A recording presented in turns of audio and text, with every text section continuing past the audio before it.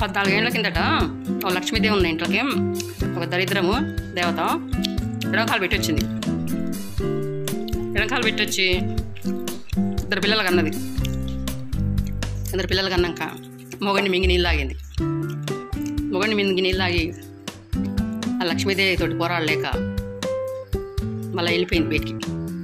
వెళ్ళిపోయి ఏం చేసింది, ఆ పిల్లల్ని తగులుకుంది. ఆ దరిద్రం ఆ పిల్లల్ని తగులుకుంది. ఆ పిల్లల దగ్గరికి లక్ష్మీదేవి పోయినా కానీ దగ్గరికి రాణిస్తలేదు. ఆ పిల్లల దగ్గరికి లక్ష్మీదేవి రావాలంటే ఆ దరిద్రం తొలగిపోవాలి. అప్పుడే ఆ పిల్లల్ని లక్ష్మీదేవి వరిస్తుంది. అప్పటిదాకా ఆ పిల్లల్ని లక్ష్మీదేవి వరించదు. వరించనీయదు దరిద్రం.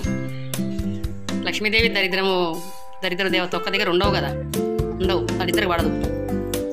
ఆ పిల్లల దగ్గర లక్ష్మి రావాలంటే ఆ దరిద్రం వదలాలి. వదిలితేనే ఆ పిల్లల్ని లక్ష్మీదేవి వరిస్తుంది.